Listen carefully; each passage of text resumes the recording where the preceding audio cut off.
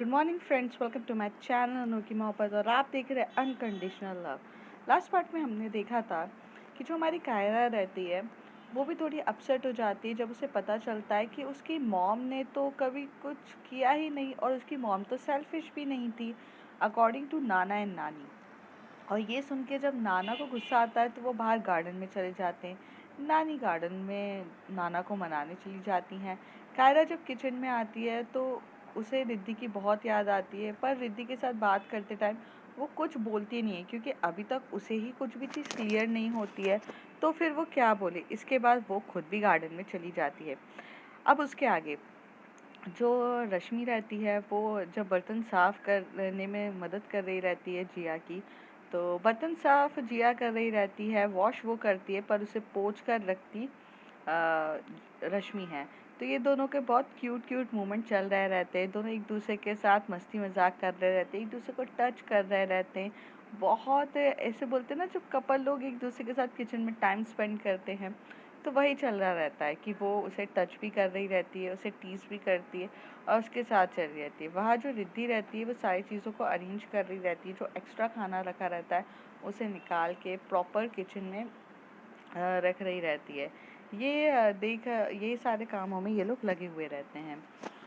रिद्धि को तो कोई प्रॉब्लम नहीं रहती है रश्मि और जिया के इस क्यूट क्यूट मोमेंट से, because she already knows they are couple and they are best friends. और वो सब बोलते हैं जो अपने फ्रेंड के पार्टनर अगर मस्ती मजाक करे तो हमें क्या करना, वो वाला किस्सा रहता है। रिद्धि को कोई फ़र्क नहीं पड़ता, रिद्धि बस अपने काम में लगी रहती है और थोड़ा बहुत मोबाइल चला रही रहती है। मोबाइल में वो अपने काम कर रही रहती है क्योंकि बहुत टाइम हो चुका रहता है कि आखिर लोगों को पीएचडी की प्रिपरेशन भी इनकी चल रही रहती है। तो वो अपनी ऐसा हो गया था कि कायरा के साथ रह रह के कहीं ना कहीं रिद्धि का ध्यान अपनी पढ़ाइयों से थोड़ा सा डाइवर्ट हो गया था। ऐसा नहीं था वो ऐसा करना चाहती थी, बट कहते हैं ना कि जब अपना टाइम कभी कभार कहीं और देना स्टार्ट हो जाए तो वही हो जाता है। तो उसका जो टाइम हो जाता है वो इधर उधर बाइफिकेट हो जाता है, तो वो इतना टाइम नहीं दे पा रही थी। दूसरी तरफ जो नानी है नाना को मनाती है और कहती है, तुम्हें समझ में नहीं आता है क्या, बच्चे के सामने ऐसे उठ के चले गए, वो क्या सोचेगी। तो नाना टर्न होके बोलते, तुम्हें समझ में नहीं आता है क्या, हमारी बेटी, मेरी बेटी रीना, उसके बारे में गलत बोलेगा कोई, मैं सुन नहीं सकता हूँ। मेरी बेटी जैसी कोई बेटी नहीं है और मेरी बेटी की तरह कोई दिल वाला भी नहीं है।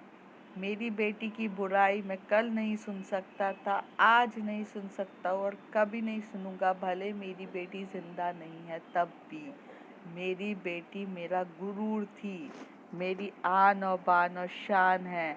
मैंने बस एक गलती कर दी कि उसकी शादी इस सेल्फिश इंसान से करा दी, वो भी तुम्हारी और दीना के कहने पर, वरना मैं कभी नहीं करता।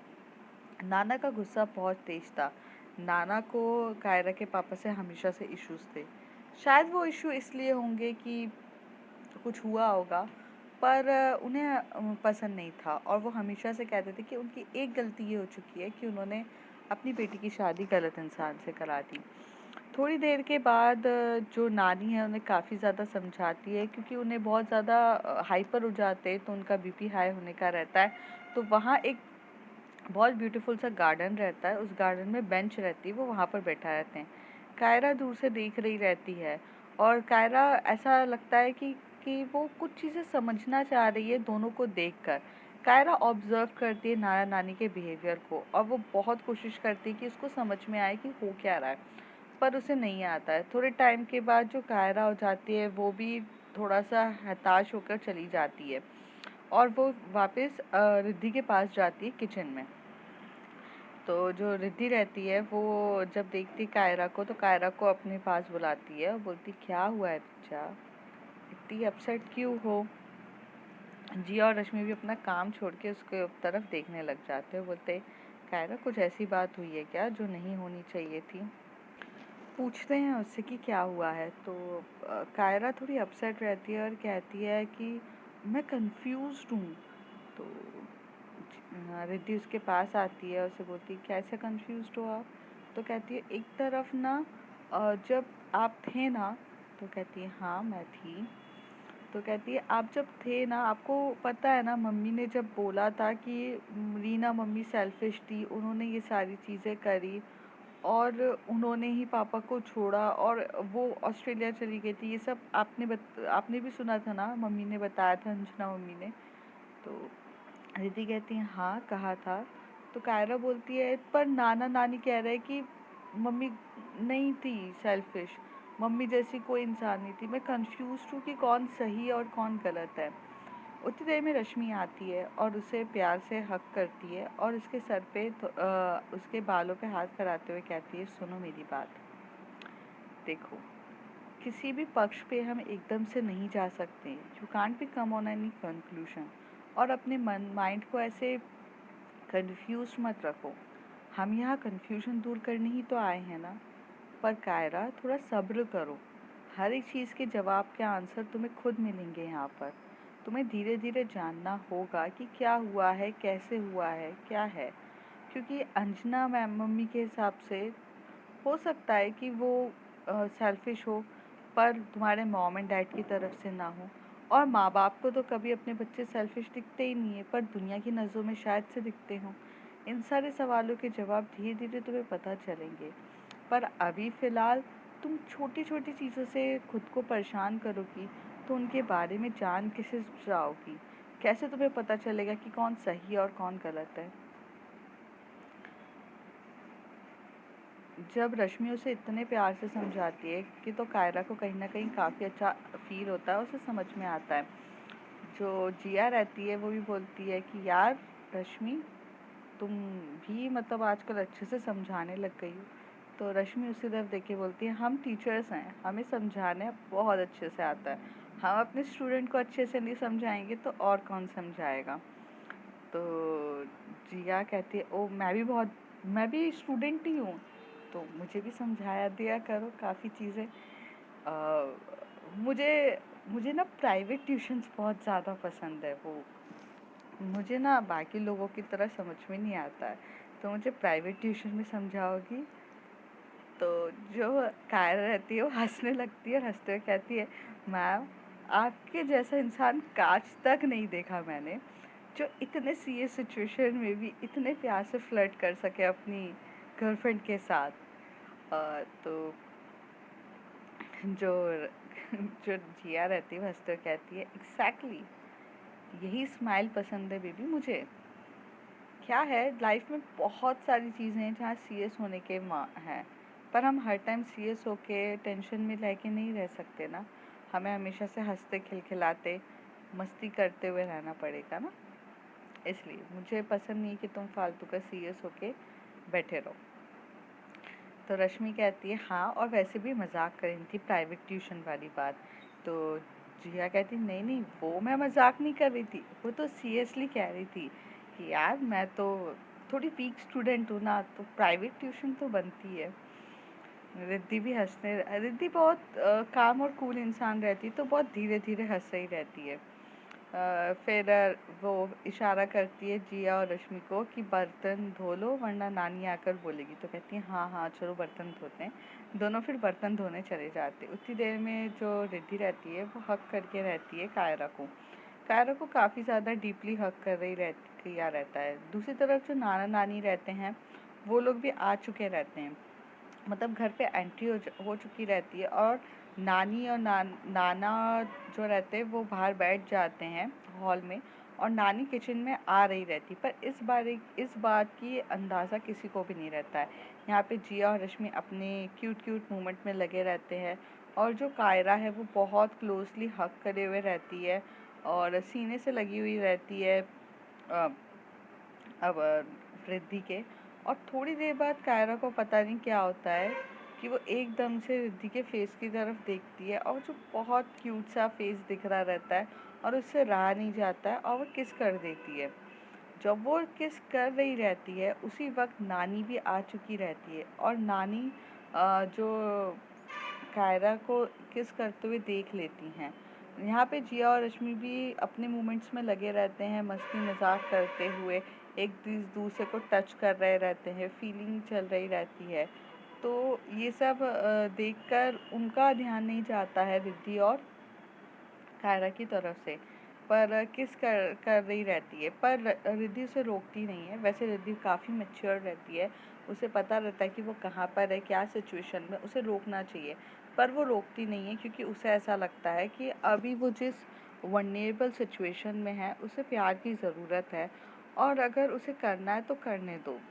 वो उसकी पार्टनर रहती है, वो कुछ भी कर सकती है उसके साथ, ये हक तो रिद्धि ने उसे दिया ही रहता है। तो किस कर रही रहती है, पर नानी जब देखती है तो वो काफ़ी ज़्यादा शॉक्ड हो जाती है कि ये कैसा कर रही है और ये कैसे चल रहा है। मतलब वो एक बोलते ना, नानी के पैरों तले ज़मीन खिसक जाना, वो होता है नानी की हाथ, मतलब नानी को देखकर नानी एकदम से शॉक्ड हो जाती है और उसे समझ में नहीं आता है कि क्या होता है, पर वो गुस्सा नहीं करती है और कुछ नहीं करती है। नानी थोड़ा-सा पीछे जाती है और उनके पास एक लाठी होती है जिसको वो पकड़ के चलती हैं। तो उस लाठी की आवाज़ करने लग जाती हैं और एकदम से आवाज़ करती हैं कि जैसे कि कोई आ रहा है, इसका वो मतलब सामने वाले को बता देती हैं। थोड़ी देर में जैसे ये आहट सब सुनते हैं तो जिया और रश्मि थोड़े डिस्टेंस पे खड़े हो जाते हैं और रिद्धि और कायरा एक दूसरे को किस करके थोड़ा डिस्टेंस मेंटेन करने लगते हैं और ऐसे प्रिटेंड करते काम करते हैं। फिर नानी अंदर आ जाती है और नानी कहती है, बच्चों आज क्या पूरा दिन किचन में ही बिताना है? अभी तक तुम लोगों का काम खत्म नहीं हुआ क्या? तो जो कायरा बोलती कि हाँ नानी, हो गया है ख़त्म, मैं भी बस मदद ही करने आई थी इन लोगों की। हो गया है ना, तो चलो चलते। तो फिर ऐसा होके करीब 3 से 4 बज चुके रहते हैं, सब बाहर जाकर बैठते हैं, हॉल में बैठे रहते हैं, पर नानी को वो सीन उनकी आंखों से जा नहीं रहा रहता है। वो प्रिटेंड तो करती हैं नॉर्मल तरीके से, लेकिन उन्हें ना ये हरकत अच्छी नहीं लग रही रहती है। उन्हें कहीं न कहीं बोलते हैं ना डिस्टर्ब हो जाना, क्योंकि कभी-कभार हम अनएक्सपेक्टेड चीज़ें देख लेते हैं तो हमारा माइंड वो सेट नहीं रहता उस चीज़ के लिए। तो कहीं न कहीं हमें ऐसा लगता है यार ये गलत है, या तो गुस्सा आता है, या तो रोना आता है, या तो सामने वाले पे चिल्लाना आता है। तो वही एक चीज़ नानी के साथ भी हो रही थी, पर नानी बहुत शांत रहती है। तभी कायरा अपने नानू के पास आती है और उनके हाथ को पकड़ के बोलती है, नानू प्लीज़ बताओ ना मेरी मम्मी कैसी थी? प्लीज़ मुझे जानना है मेरी मम्मी के बारे में। तो नानू कहते, बेटा अब जान के क्या फ़ायदा, जो चला गया सो चला गया ना, अब उसके बारे में क्यों जानना चाहती हो? रहने दो, जैसी ज़िंदगी चल रही है चलने दो। हम बूढ़ा-बूढ़ी अच्छे से जी रहे हैं, जीने दो। अब उस बारे में मैं बात नहीं करना चाहता। जब जब अपनी बेटी के बारे में बात करता हूँ, मुझे बहुत रोना आता है, बहुत दुख होता है।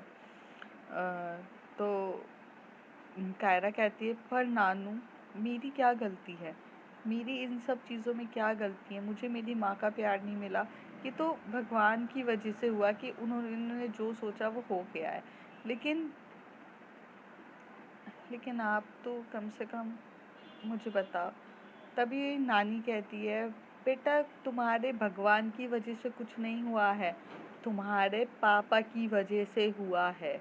आज अगर तुम्हारे साथ तुम्हारी माँ नहीं है, उसके ज़िम्मेदार सिर्फ़ और सिर्फ़ तुम्हारे पापा ही है। आज हमने अपनी बेटी को खोया सिर्फ़ और सिर्फ़ तुम्हारे पापा की वजह से, और तुम्हारे पापा की वजह से हम उस इंसान से बात तक नहीं कर सकते। आज तुम हमारी पोती हो, हम तुम्हें रखना चाहते थे, पर तुम्हारे पापा ने हमें रखने नहीं दिया। यहाँ पर कायरा बहुत ज़्यादा कंफ्यूज हो जाती है और अब तो ऐसा लगता है कि क्या चल रहा है।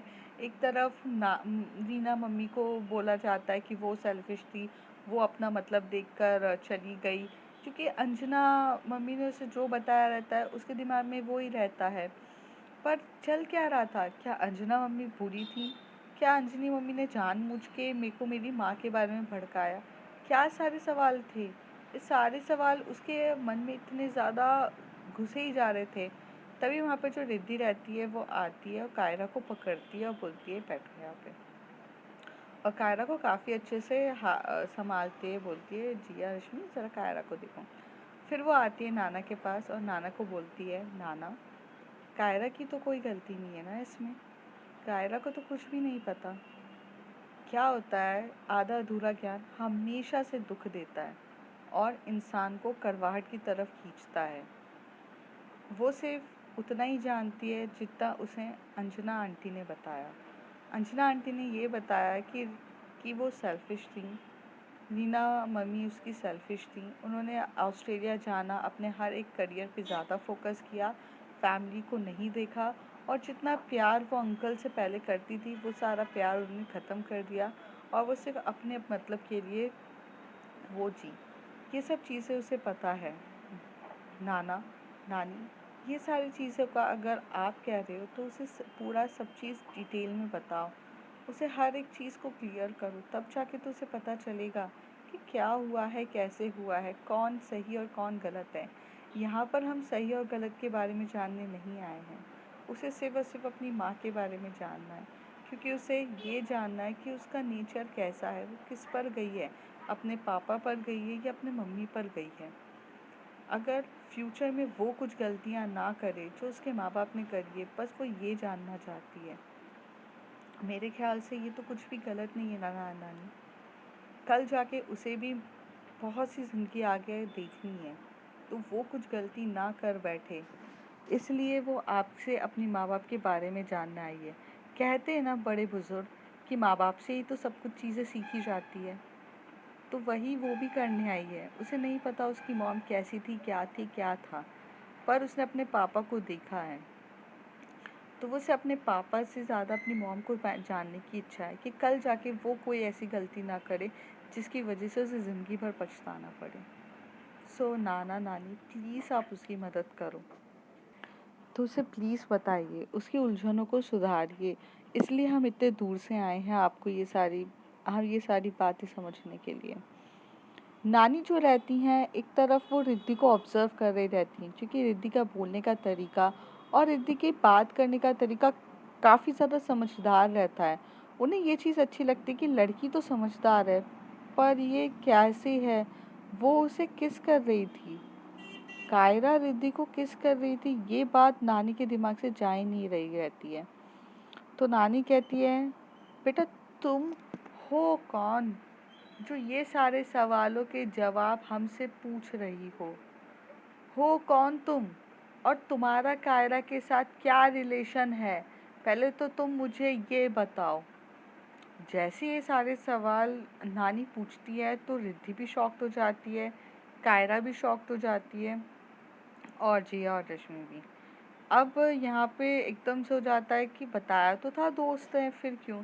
तभी रिद्धि कहती है, नानी मैंने आपको बताया था ना कि मैं फैकल्टी हूँ, मैं कायरा की टीचर हूँ और ये मेरे फ्रेंड्स हैं, तो मैं उसको सिर्फ उसकी इस सिचुएशन को समझने और हैंडल करने के लिए उसके साथ आई हूँ।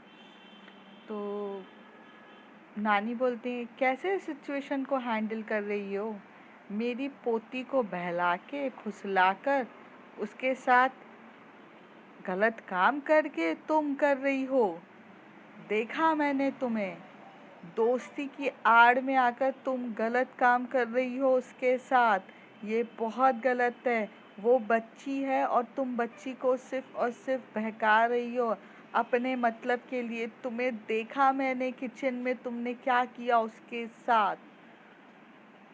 जब ये बातें रश्मि और जिया सुनते हैं वो भी शॉक्ड हो जाते हैं, और कायरा भी शॉक्ड हो जाती है कि क्या देख लिया नानी ने। तब कायरा को याद आता है कि वो किस कर रहे रहते हैं, तो पर जिया और रश्मि को इस बारे में कुछ पता ही नहीं रहता।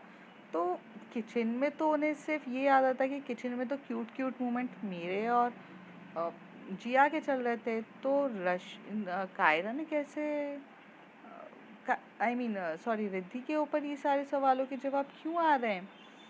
तभी जो जिया है और रश्मि रहती है वो बहुत ज़्यादा सपोर्टिव रहती हैं कायरा के लिए, और स्टैंड लेने के लिए ऑल टाइम रेडी रहती हैं। तो एकदम से बोलती हैं, नानी आपको कुछ गलतफहमी हुई है, कुछ कुछ नहीं किया है रिद्धि ने, रिद्धि तो कुछ भी नहीं कर रही थी, और आप रिद्धि पे ऐसा क्यों बोल रहे हो। तो कहती, बेटा तुम दोनों तो चुप ही रहो, तुम दोनों का भी कुछ ना कुछ चल रहा है, तुम लोग दोस्त नहीं हो। मैंने देखा था तुम्हें किचन में भी, और तुम्हारी सारी हरकतों को भी। मैं जब से आई हूँ तुम्हें देख रही हूँ। तुम लोग सही लोग नहीं हो। तुम सब मेरी पोती के साथ गलत कर रहे हो।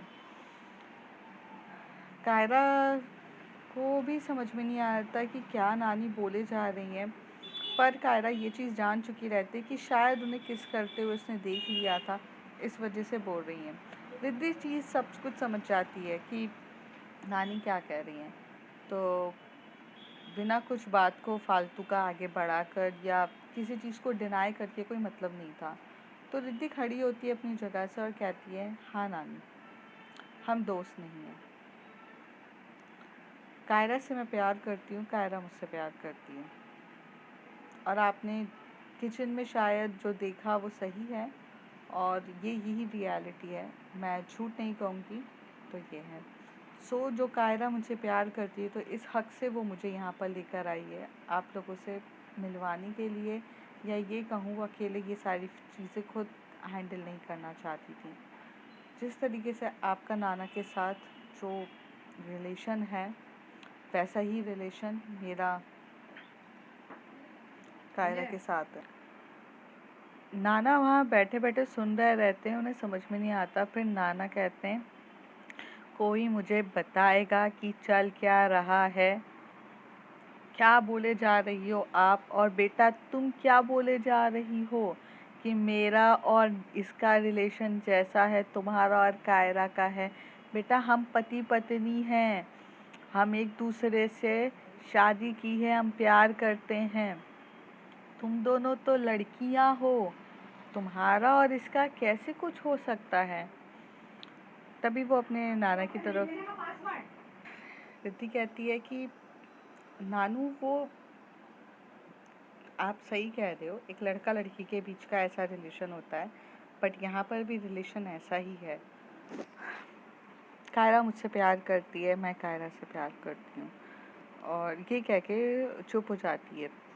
तो जो नाना नानी रहते हैं वो कायरा की तरफ देख के बोलते हैं, सच बोलो बेटा, ये क्या बोल रही है वो सच है? तुम प्यार करती हो क्या? सच सच बताओ बेटा, तुम झूठ नहीं कहना हमसे। तो कायरा आती है और बोलती है, हाँ नाना नानी, मैं रिद्धि से बहुत प्यार करती हूँ, और मैं रिद्धि से तब से प्यार करती हूँ जब से मैं उनसे मिली हूँ।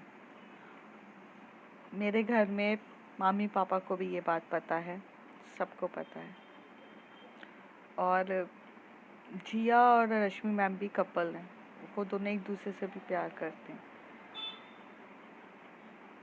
जो नाना नानी रहते हैं वो काफ़ी ज़्यादा गुस्सा हो जाते हैं, और ये बात सुनकर वो बोलते हैं, तुम हमारी बेटी की बेटी नहीं हो सकती हो, हमारी बेटी ऐसी थी ही नहीं, हमारी बेटी तो किसी को ऐसे देखती भी नहीं थी, उस वो बहुत अच्छी थी, तुम गलत हो। ऐसा बोलकर जो नाना रहते हैं कहते, चले जाओ यहाँ से दूर, नहीं देखना मुझे तुम्हारी शक्ल, तुमने मेरी बेटी का नाम खराब किया है। तुम्हें मुझे गर्व होता अगर मैं तुम्हें अपनी पोती कहता, लेकिन तुम्हारी ये हरकत की वजह से तुम मेरी बेटी की बेटी नहीं हो, जाओ यहाँ से। नानी नाना को बहुत ज़्यादा हाइपर हो जाते हैं, तो नाना को रोकती है और बोलती है कि नानी शांत हो जाइए, बोल रही हूँ शांत हो जाइए, बेटा अभी तुम जाओ यहाँ से, अभी अभी इस बारे में कुछ बात नहीं होगी, तुम जाओ यहाँ से। तो जो रिद्धि, रश्मि, जिया चुपचाप वहाँ से घर से बाहर निकल जाते हैं। कायरा वहीं रुकती है, तो कायरा बार बार नानू को बोलती है कि नानू मेरी बात तो सुनो, मेरी बात तो सुनो, ऐसा कुछ नहीं हुआ है। नानू बोलते, तुम जाओ यहाँ से, मुझे तुमसे बात भी नहीं करनी है। तो कायरा भी थक हार के करीब 10 से 15 मिनट के बाद बाहर आ जाती है, और वो बहुत ज़्यादा रोती है, तो जिसे रिद्धि काफ़ी अच्छे से हैंडल करती है, और ये लोग गाड़ी बुक करते हैं और वहाँ से पहुँच जाते हैं। जब दोनों मतलब कार में बैठे रहते हैं सब के सब, ड्राइविंग सीट में ड्राइविंग सीट के बाजू में जिया बैठती है, रिद्धि बैठती है, कायरा बैठती है, और रश्मि पीछे बैठे हुए रहते हैं। तो रश्मि एकदम से गुस्से में बोलती है, जिया मैंने कहा था ना कि तुम्हें कुछ भी ऐसी हरकतें नहीं करनी चाहिए थी। यार कब से चिल्ला रही थी मैं कि ये घर नहीं है, घर नहीं है, थोड़ा समझा करो। हो गई ना प्रॉब्लम सॉल्व, जिस काम के लिए आए थे वो काम भी नहीं हुआ। तुमसे कंट्रोल कभी होता है क्या? तो जिया कहती यार मैंने क्या किया? मुझे थोड़ी ना मैंने कुछ किया, हमारी तो बस नॉर्मल मस्ती चल रही थी।